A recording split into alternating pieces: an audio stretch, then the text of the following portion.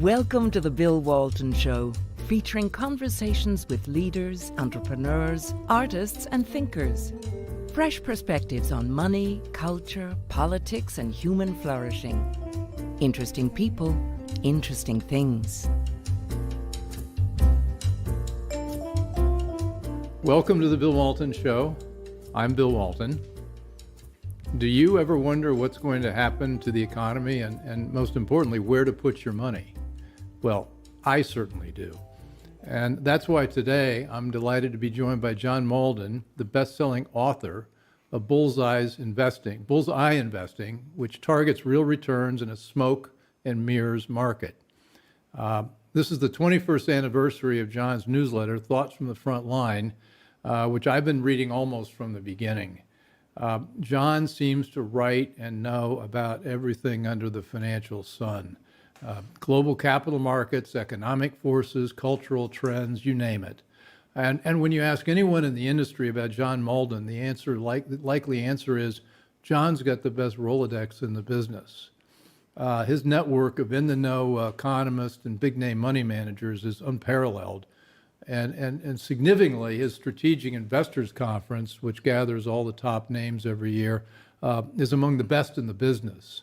And John counts among his close friends and associates many of the biggest names in the world of finance and money management. So, John, I'm here for answers. I have questions. And let me just run through some of the things I think we'd be interested in. Okay. Inflation, monetary policy, what the infrastructure bill is about, reconciliation bill. Not a problem. Energy policy, looming changes in the tax code. Yeah, easy. Impact of CRT, ESG, cultural Marxism, China, open borders, immigration, cryptocurrency. And you're going to do this in how many hours? We've got about 5 shows. Okay. Okay. No, but you've written so comprehensively and so broadly and so interestingly and so many things. You and I talked before. It's really kind of hard to zero in. But let's start really with let's start with where we are in Washington right now. We've got 2 big financial bills passed. We've got a budget, we got an infrastructure bill, and then we got this $3.5 trillion reconciliation budget bill.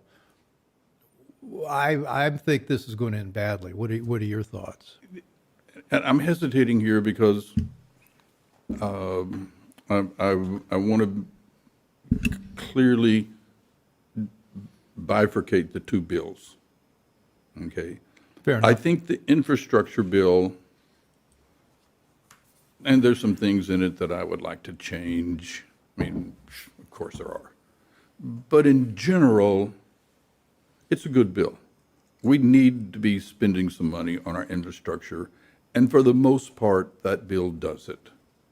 Now, it's going to add $250,000 to our debt, the way the CBO scores it, which is okay. A $250 billion? $250 billion, I'm sorry, yeah. It's like Edward Dirksen, $1 billion here, Yeah, $1 billion there. now Pretty we're soon in you're talking trillions. money. Yeah. But we really do need to fix our infrastructure. I mean, it's a problem.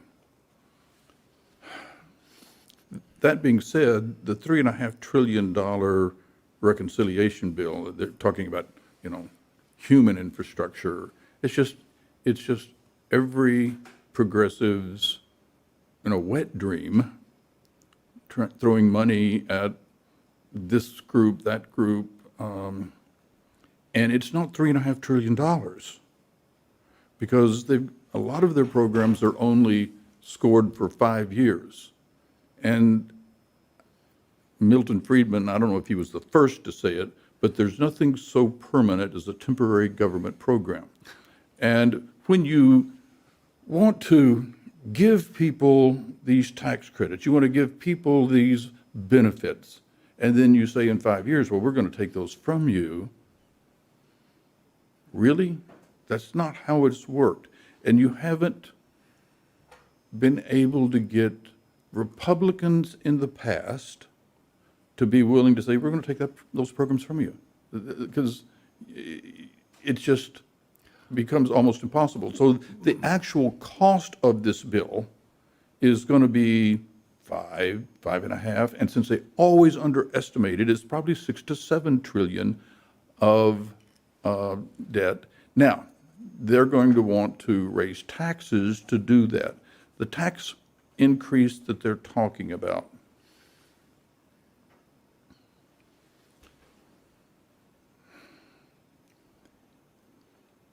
I don't know any other way to say it, but it's a guaranteed recession.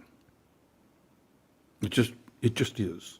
You cannot take 15 to 20% extra take out of the economy, even if it's smoke and mirrors. Oh, we're going to take it here, we're going to put it there, and think that it doesn't change the landscape. It's multiplayer game theory writ large. Everybody's built their businesses, they've built their corporations, they've built their lives around a certain set of assumptions about the future. Now you take away the assumptions, you change them significantly. I mean, your capital gains just, are gone. They're, you raise your taxes to, what will be for California, New York. You're now getting into the 60 to 65% range by the time you get city, state, and local.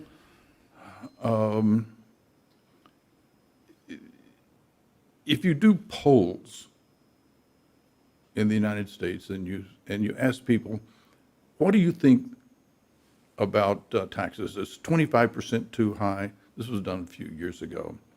And people say, yeah, 25% is too much. Just the average poll. Then, well, but the rate on the rich is 39 or 37 to 6. It'll go back to 39. But then you've got your 4%. You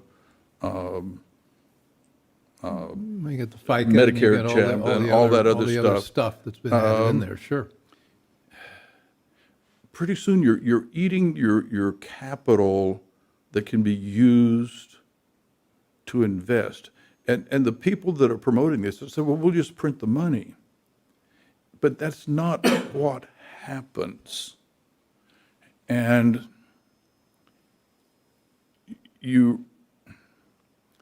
there's an identity in economics. And by identity, it's, in math, an identity is 1 + 1 = 2. So in economics, investment equals savings. It comes from the original Fisher equation back in the 30s. And so when you reduce savings, and you're going to reduce savings when you increase taxes, that means you're going to have less for investments. When you increase corporate taxes, corporations are going to make less money. Duh. It just starts rolling downhill. And now, will we adjust? Yes. But the adjustment is going to be more than getting 60 Republicans, conservatives, and a majority of the Congress and a White House, because some of that stuff is just going to be hard to roll back. History shows us that Republicans have a real difficult time of rolling back benefits. Well, you look at Ronald Reagan, and people think about, well, he was in there to reduce the size of government. He slowed the growth, but he didn't reduce the growth. And there hadn't been a single president. Trump came a little closer, but didn't really get that done. Trump ran monster deficits. Yeah. Okay. I mean, he just. Now, did he shrink the spending at all? I mean, I know he was doing it on the deficit. Is there anything that?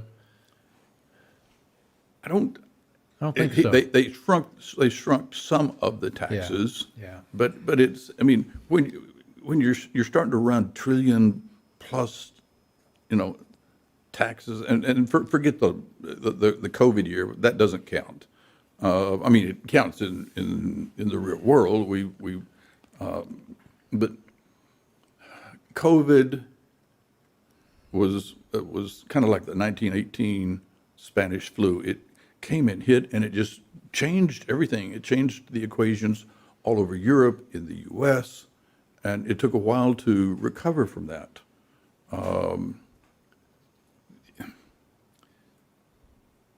COVID's going to take longer, I'm afraid, to recover from COVID than we would like it to do.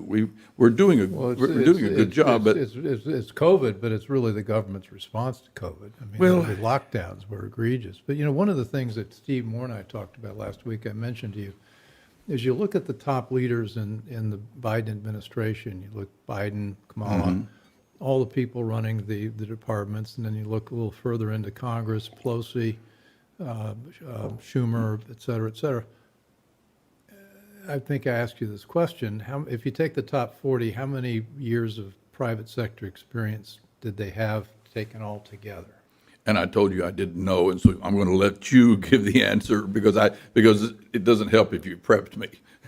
8. 8 8 years.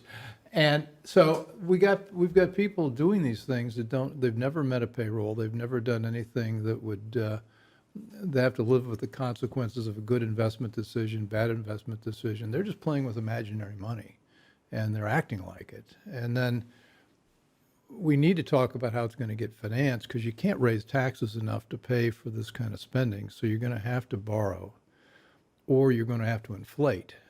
And I think it's going to be both. And I mean, we and I talked before. What's our debt now as a percentage of GDP? Well, I mean, if you look at the U.S. debt clock, I looked it up just for it was 128%. We've got a total of 28 trillion and counting, plus another 3.5 trillion of state and local debt, which takes the total debt up to And the economy is about 140s. 21, 22, 23 Yeah. trillion right now. Yeah. But that's the highest it's been since World War II, maybe higher than Oh, World yeah, War II. it is. And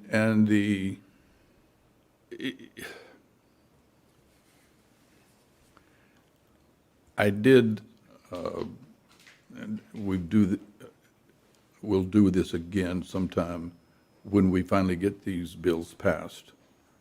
I will put together a projection of what the next 10 years looks like. We take the CBO numbers and we make some assumptions about how income really comes in. But we use the CBO targets in general, but we always assume a recession within 10 years because you typically have one. Mm-hmm.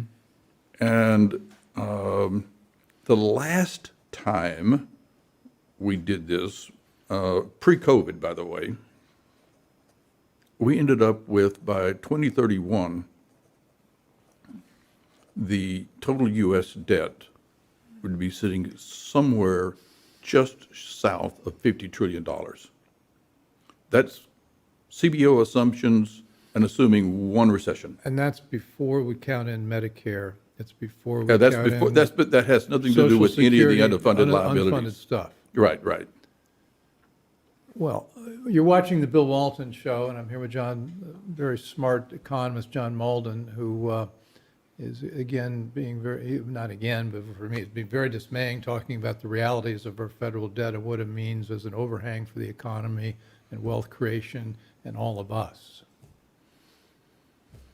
So, are there any forces which would act as a brake on this? I don't see it. We had Republicans joining in the infrastructure bill. I'm less sanguine that the infrastructure bill is really going to go to bridges and tunnels and airports and things like that. A whole lot of it goes to things that are not even related to that. But Well, and that's why I said I'd like to change some things. Okay.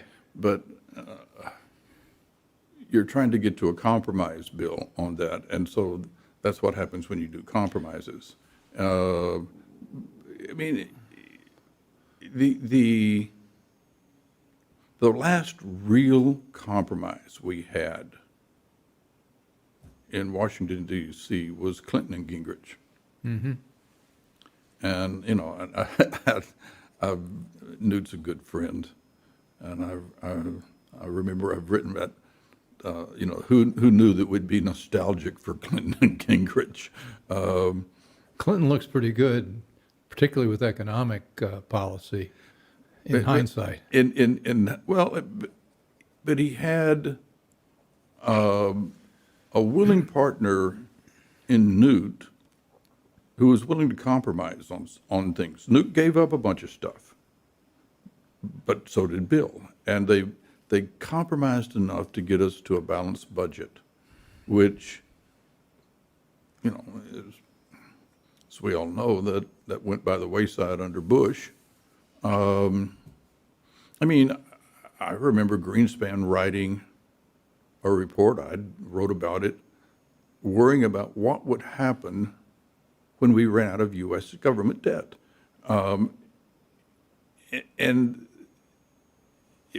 The reason you would worry about that is that there are numerous agencies, investments, things in the financial world that require government debt in order to function.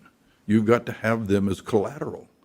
In the commodities market are all collateralized by U.S. government debt. You run out of we'd come up with something else to replace that with. You'd have to, but it was an interesting, thing to think that we could actually pay the debt down. What a phenomenal concept.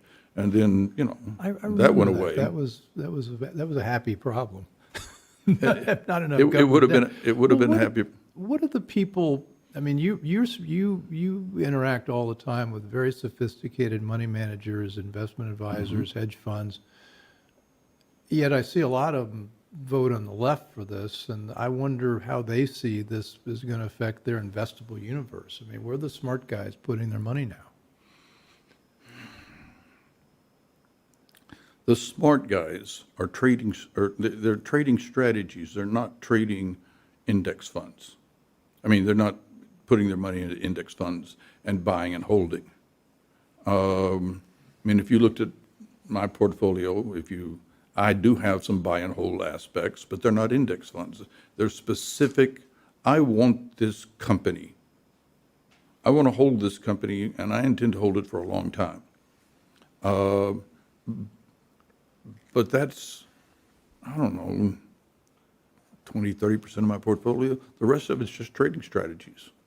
We do a lot. I've got a lot of money with ETF traders, and they'll trade an index fund, but, I'll look up, from week to week, and they'll be long one time, they'll be in cash sometime. I have a lot of money with managers who trade, and these aren't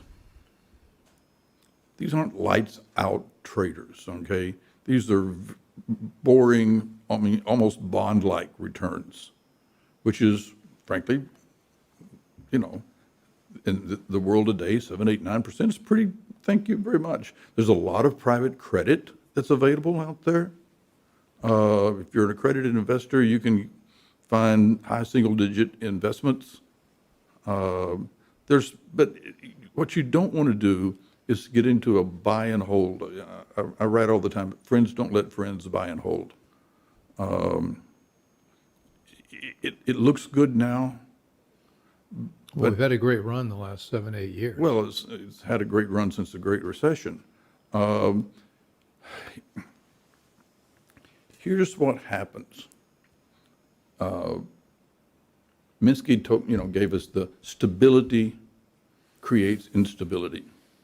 Nassim Taleb talks about anti-fragile investments. This is Hyman Minsky. Hyman Minsky, yes. This does all the boom and bust and the credit cycle, yeah.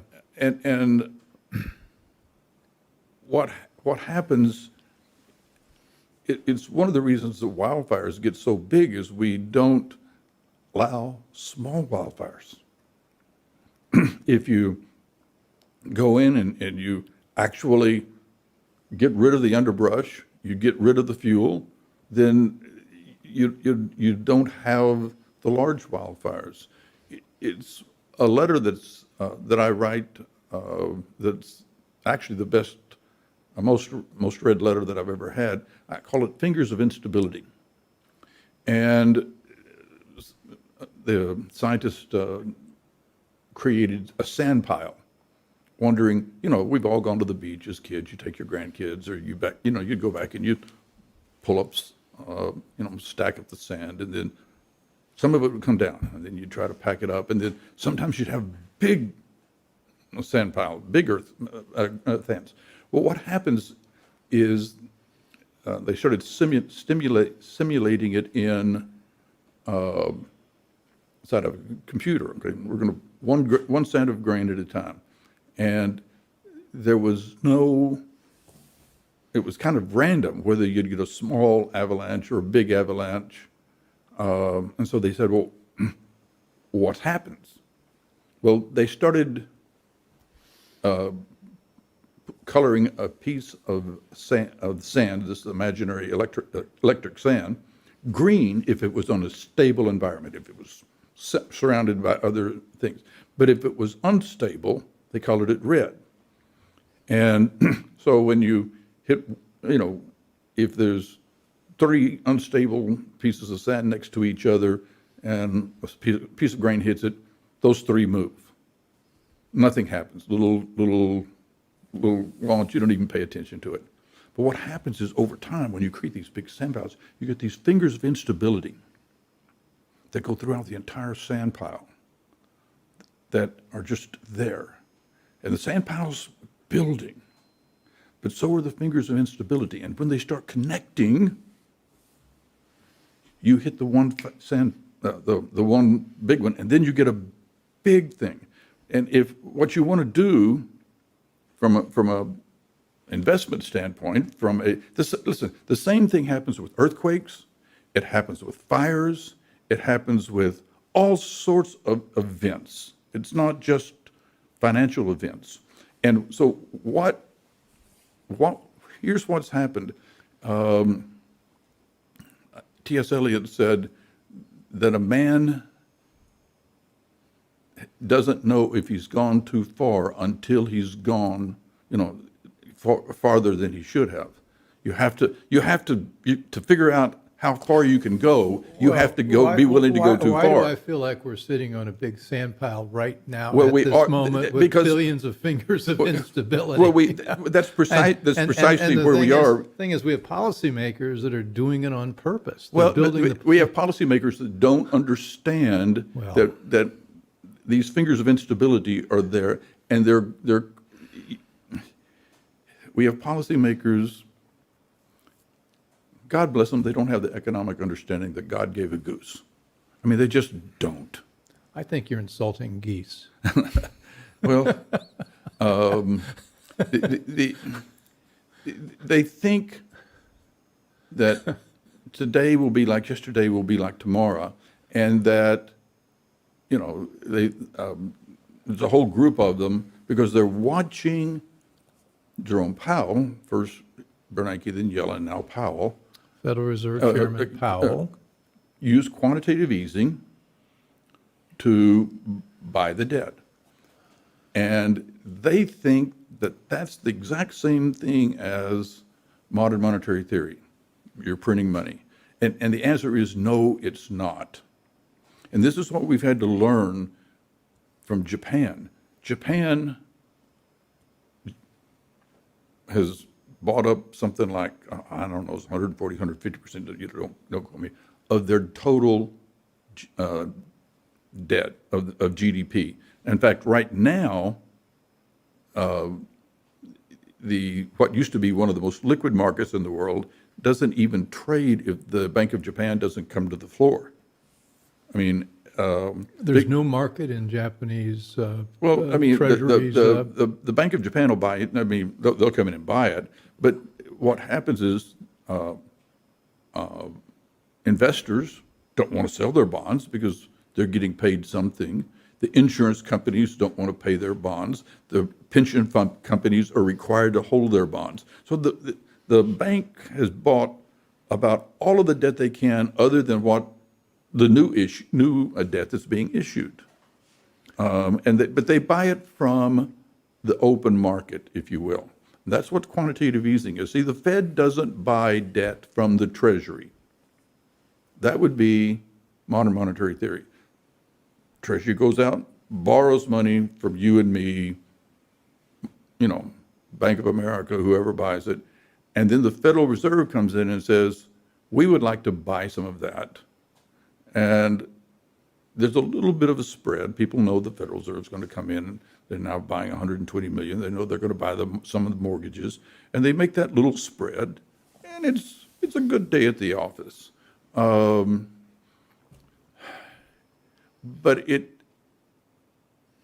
the cash ends up back at the Federal Reserve as reserves that are excess reserves, and excess reserves are a kind of a regulatory accounting fiction. You've got required reserves. Bank has X amount of capital, X amount of loans out. You're required to have X amount of reserves against that. That's your required reserves. Any reserves you have over that is excess reserves. Well, there's no place to put your excess reserves. If banks could loan money, and Bill, you've been in this position. You ran a big financial company. If you had people that could borrow money, you'd lend it to them. That's what you do. You made your money lending, giving, and doing all that stuff. But banks can't find credit-worthy borrowers. And so, I mean, it's... And now we're paying interest on the reserves, so now banks don't have to go out and do now that. that they can get interest on their reserves, and so it ends up showing up in housing and in the stock market and in other assets. And the Federal Reserve, even while the St. Louis Fed, the San Francisco Fed is talking about the problems of inequality and how the Federal Reserve needs to approach its policy dealing with wealth inequality. The Federal Reserve is the biggest cause of wealth inequality. They're distorting the world. You're watching the Bill Walton Show, and I'm having a very sobering conversation with John Malden, and we're talking about, if you get the metaphor, large sand piles and fingers of instability, and we're really talking about the Central Bank of Japan or the Federal Reserve or the EU in that case, and we've got all the central banks playing roughly the same game. Yeah. Oh, and all the major central banks now. Okay. Because they can get away with it.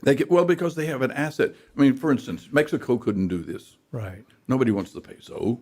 So Mexico actually has to run a much more sober, realistic central bank policy. People want the yen, they want the pound, they want the euro, they want the dollar. I asked you about trading strategies, and we got some trading strategies that are working sort of today, but I really am worried about an in-game scenario, that this thing's got in badly. When you get that much debt, and the EU's got roughly the same amount of debt as a percentage of GDP, and I think Japan does as well. Well, going back to my quote about, Tolstoy, I think it was Tolstoy, but no. T.S. Eliot? T.S. Eliot. I've got it right here. Yeah. It says, only those who risk going too far can possibly find out how far one can go. Yeah, but then the quote from Hussman says, we're about, in the financial world, we are now getting ready to find out how far is too far in the financial world. The U.S. financial system is bound and determined to find out. Yes. Well, I mean, and but what is the problem is we don't want to know that point. Yeah, but see, you talk with all. I mean, you have all this incredible knowledge about where we've been, where we are, and where this is likely to go. And we can sit here on the sidelines and say what they're doing in Washington with this $5 or $6 trillion spending bill. And it's not just even the amount of money, it's just how badly it's going to be allocated. I mean, that the capital is better allocated in private hands than through a government. I mean, because people with, you take any of the smart money managers, you'd much rather have them allocating capital than you would some guy sitting in the Commerce Department who doesn't know anything about how to employ capital. Well, I mean, it's like we end up putting in money in Solyndra and all those other silly things. I mean, governments can't. Yeah, I'm friends with a guy who did that in the Treasury, and it didn't, it was not good for him. Bottom line, I mean, I keep talking about the Great Reset. And What define the reset? What's the Great Okay. Reset? we're going to come to a point where the game just can't continue. And depending on who's in control, Right. we're going to have to reset the rules of the game. The debt, at some point, the financial obligations that we have at some point, in terms of the unpaid liabilities, all of that can't happen. Something can't happen, it won't happen. So we're going to have to reset our expectations. We're going to have to reset how the debt functions. We're going to have to reset the value of that debt. I mean, remember, if I owe you $1, that's, it's a liability on my book, but it's an asset on your book. Well, that's my next question. Who owns the world's debt? I know the U.S. debt, the Fed owns about a third of it. The Fed owns a bunch of it, and Japan owns a bunch of it, of their own debt. Europe owns a lot of their debt. Europe's complicated. But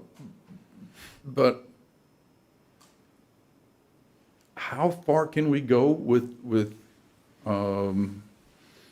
the central banks buying debt? The answer is we just don't know. Well, We are like Husman said, we're trying to find out what the limits are, and we don't want to know that limit. But when we get to that point where we have to reset things, okay, it'll be a crisis. And the only way that all of this is going to get resolved, because you're not going to be able to get this Congress or any Congress that I can imagine coming up, you're not going to be able to get them to agree until we're in the middle of a crisis. Well, I'd love to get somebody in there who knows what they're doing. I mean, one of the things that Clinton also did is he had Bob Rubin as Treasury Secretary. And, when we get to this great reset, we're going to have a discussion with the bondholders. And let me try this scenario. It strikes me, my private equity experience tells me we're looking at a cram down. And we got $50 trillion of debt. And, between 30 trillion and 50 trillion, about 10 trillion of that is going to pay interest on the debt. Yeah. So we're compounding the Right. problem. We're borrowing money to pay interest, Right. which is something the mafia loves for you to do.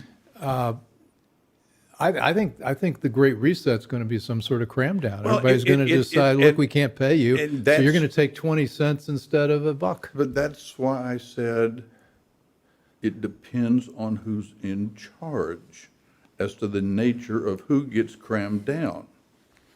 And, We need a new team on the field. well, we do need a new team on the field. But Bill, in all honesty, the team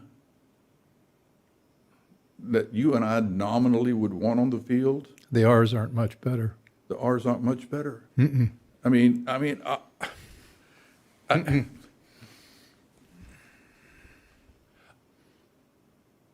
with the exception of some of my social views.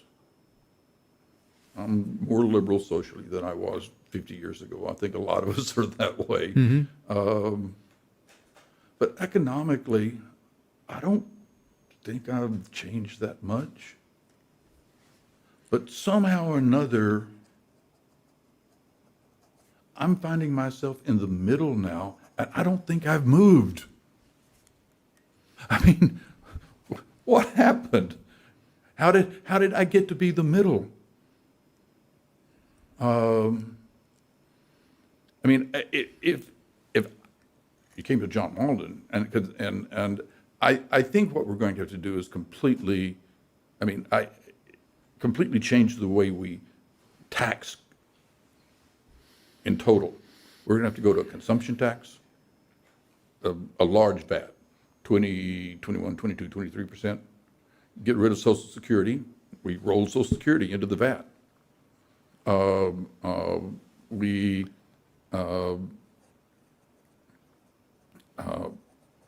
Consumption tax, but no income tax. I would, if I had my way, I would prefer no income tax.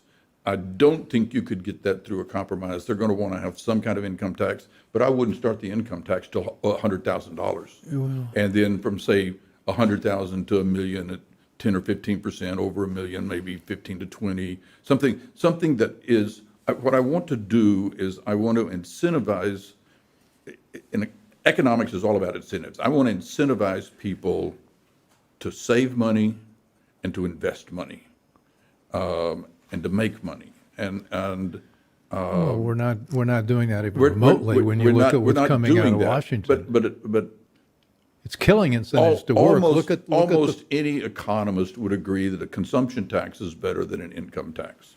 Mm-hmm. Okay. That'd be an interesting conversation to have with Krugman. I think even Krugman would agree, but he'd still want to, he wouldn't give up the income tax. He wouldn't give up. And there's too many people that want. Well, it's a position of envy. They don't want rich people. Listen, hand me your pad. Let me show you something. All right. I'll give you a blank sheet of paper. Well, I'm just going to use the pad as an op. Okay. Here, throw me your pen. Real quickly, you're watching the Bill Walton Show. I'm here with John Malden, and we're about to go graphic to talk about some of the economic points that we think need to be illustrated. Okay. So we're drawing a square. A square. Now, this is the wealth disparity, this line here. You got poor people here, you got the rich up here, and this is the economy. Now, what happens if you grow the economy to this size? We've made the pie bigger, but now there's going to be people up here. You can't grow this pie bigger, no matter how you want it, without making this line. I mean, you can tax it down to this, but there's still going to be people up here, and there's still going to be people down here. So until you get to where the economy eventually is the size of this paper, and you end up with Jeff Bezos with $150 billion and Bill Gates. 7 of the top richest men in America are self-made billionaires. We don't want to not encourage that.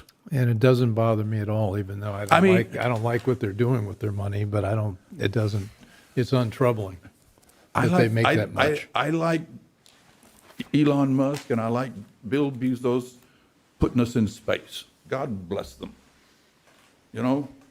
I happen to be I'm one of those guys that grew up with Heinlein and Asimov, and I want to get, if I had a chance to get on that. Did you grow up near Houston? I grew up near Fort Worth. Okay. Out in West Texas. Yeah. And assuming that Fort Worth is where the West began, but you can't get rid of wealth inequality. Now, wealth inequality is not as bad as they say, because most of the progressives don't include pensions. Most of them they don't include Social Security, Medicare, those types of things. Yeah, Phil Graham says if he had all that in, there's really not that much difference. It's still inequality, Yeah. and it's still unequal, and it will always be unequal. That's the nature of capitalism. If you try to get it to where everybody's equal, it doesn't work. Now you can have high taxes, and you can cut. You can spread it around some. If you've got a culturally cohesive society, which we don't, you can get more. But what happens is, when you do have those high taxes, we go to Europe, you don't get anywhere near the innovation or the growth. Well, I mean, and you it's- tax something, you get less of it. So Yeah. if you tax income and you tax labor, you get less labor, and you get less people. You get fewer entrepreneurs that want to risk something, and so you kill the incentives. Well, you kill the incentives, but you kill that, goes back to where I said investment equals savings. When you when you can't get enough savings, you don't have enough investments, and you need that capital formation. This is the great mistake that China is making. Because you said you wanted to talk about China, so we'll jump into that. Tell me when we're going to shut up. So I don't know what's our time frame here. I'm not paying any attention. We've got another 2-3 minutes in this segment, and then we're going to go have some sushi, and then we're going to start again. Okay. China was backdoor using the U.S. to raise money, and now now they're probably going to get kicked off the exchanges because they don't want to allow their companies to be disclosure. They don't want to allow for accounting, and they think now they can raise all the money they need in Hong Kong, which may be, but the problem you've got when you start telling your entrepreneurs there's limits, and you've got to get in line, and you've got to make sure that your business is actually in the business of pursuing the dreams of the party, that the party should be paramount, not profits, not serving the customer, not creating that. And when you do that, you're going to choke off that entrepreneurial drive. I mean, the Chinese diaspora, okay, all over Asia, are remarkably entrepreneurial. For that matter, the best French restaurants, I'm told, and the best French businesses are all in London. It's not that the French aren't entrepreneurial, or the Italians we know are in the northern town, but you've got to give them the opportunities and the incentives and the ability to get the government out of their way so that they can create something that customers want. And when you start telling them, we just don't like your business model, or we think that you should only be allowed to be on games for so long. Well, I mean, okay. I mean, I'm not a big game fan, but well, that's what the Chinese government disapproves of games. It disapproves of the consumer economy, and they want the economy back to good old manufacturing. And it's a very I'm going to give you one interesting story, and then we'll close. This is like 2 decades ago now, decade and a half ago. The Chinese sent a group of researchers into the big, companies, Microsoft, Apple, Google, and saying, why is there innovation here and not in China? What is it about the people in these companies? And you know what the common denominator was? They all read science fiction. Now, China actually banned science fiction. Our director here writes science fiction. Okay. So he's okay. You've already got at least 2 of us in the room that are in violent agreement. The Chinese went back, and they started allowing Chinese writers to write science fiction. In fact, some of the Chinese writers, some of the best science fiction right now is being written, Lee, the 3-Body Problem, fabulous stories. And you get science fiction written from an Asian perspective. I mean, it's really fascinating because they come at it from a different cultural expectation than we do. There's some fabulous science fiction coming out of South America. Again, different cultural expectations that weave themselves into their characters and into their people and their exploration. But it's that creativity. It's not the science fiction. It's that you're allowed to think. Allowed to think. You're allowed to create. You're allowed to dream. And when China takes away the ability of people to create and think, they're going to choke off that creativity that they're really quite capable of doing. And here we come back to the U.S. getting ready to make the same damn problem. We are going to choke off our capital supply. We're going to choke off our creativity. We're going to choke off the drive that people need to be able to start companies. Bill, I don't know about you, but I've woken up at 2 o'clock in the morning and wondering, am I going to pay the car bill today? Do I pay the electric bill? Am I going to pay my secretary? Which customer can I get money from? And then so I can write a check. This was back in the 80s when we could do this. Sure, I've been there. I've been there. Where you write a check on a South Dakota bank because it took 2 weeks to come back through the clear, and you hope to God. Weren't those South Dakota banks great? and you hope to God you could get enough money from your customers that they would pay you so you could run to the bank and beat that South Dakota check coming back. I mean, it was, we all did it. Okay. I mean, it was because prime was 18%. I mean, dear God, what could you do? And you had a dream and you made it work. That's a final word for this segment. With John Malden. And next segment, we're going to get positive and tell you why the world is better and than it's ever going to be. Well, that's what I want to talk about. I want to talk about the product, new industries that are being created, the new technologies. There we go. I want to talk about why Germany, how do Germany and China compare in innovation? Yeah. I also want to find out about how you can get along with negative interest rates in Germany. Anyway, there are all sorts we've covered about 2% of what we need to really get into. So we've been watching the Bill Walton Show. John Malden, we're in our first segment, and we're going to come back and talk some more about all things economic. Hope you're enjoying it. And you can find us on YouTube at the Bill Walton Show channel, and also our own website, BillWaltonShow.com, as well as all the other major podcast platforms. So thanks for joining.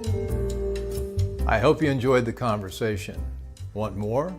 Click the subscribe button or head over to thebillwaltonshow.com to choose from over 100 episodes. You can also learn more about our guest on our Interesting People page. And send us your comments. We read every one, and your thoughts help us guide the show. If it's easier for you to listen, check out our podcast page and subscribe there. In return, we'll keep you informed about what's true, what's right, and what's next. Thanks for joining.